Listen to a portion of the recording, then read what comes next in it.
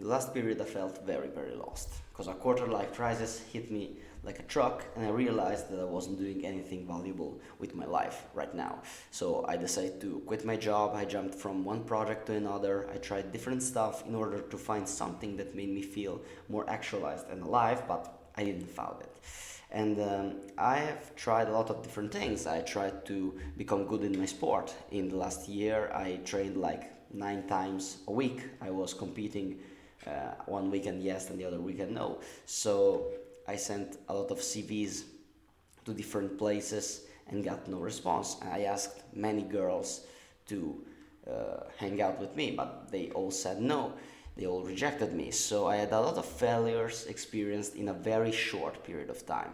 At a certain point, I felt in a very bad mood, and I started to believe that all of my efforts were useless. I started to believe, hey, despite everything that I do, I still have no results. I still make no progress. So it was very depressing and paralyzing for me. And by paralyzing, I mean literally paralyzing. I remembered I came back home, I laid down on the ground, I stared at the ceiling, and I was thinking, why should I even act if nothing I do really matters? And I learned that this is a phenomenon well known, okay? It's a phenomenon that is well described in psychological literature. And in order to understand that, I'm going to tell you a story. Once upon a time, there was a baby elephant bound to a stick placed into the ground. And the elephant was just a weak puppy, and despite all of his efforts, despite how much he pulled the stick, he wasn't able to eradicate it from the ground and break free. And every time the elephant grows and he keep trying every day to break free from the stick, but at a certain point the elephant stops trying. In the past it didn't work out. Why should it work out now? And now, even though the elephant is adult and strong enough to break free from the stick, he gave up and stopped trying. And he is doomed to remain a prisoner for the rest of his life.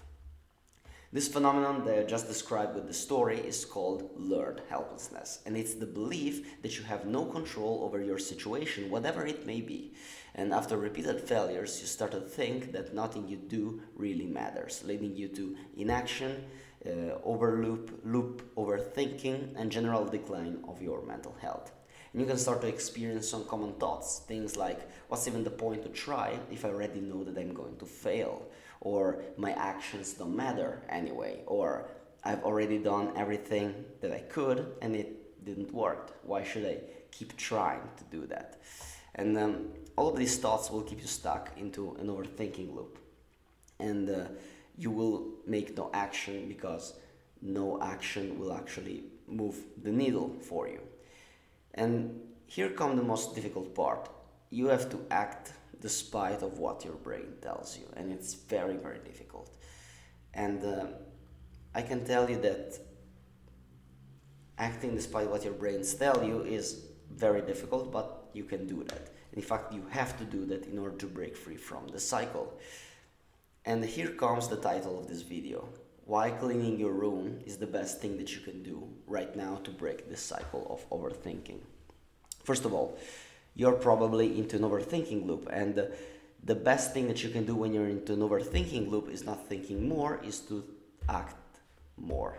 All right, you keep believing in second thing, you keep believing that your actions cannot impact the environment around you. So the easiest way to counteract this belief is to act in a way that will lead you to think that your actions can actually produce a result in your situation. The easiest way to do it is to force yourself to clean your room even for just 10 minutes. Because it will shake your belief and will give you proof that you can actually influence the world around you. And second thing, it makes you focus on an external task and puts you out of the overthinking loop. And if you're able to keep your room in order, maybe you can also put in order other areas of your life. It's like a chain event. It's like a cascade, you know. And it also will make you rebel. It's a way to rebel against your brain and act despite all of your beliefs. And in those moments, you will find out that maybe you're not as impotent as you thought, and you're able to do much more than you expected from yourself. So clean your room and prove to yourself that you're able to change things much more than you believe you can. I hope that this video was useful. Remember to aim upward as always.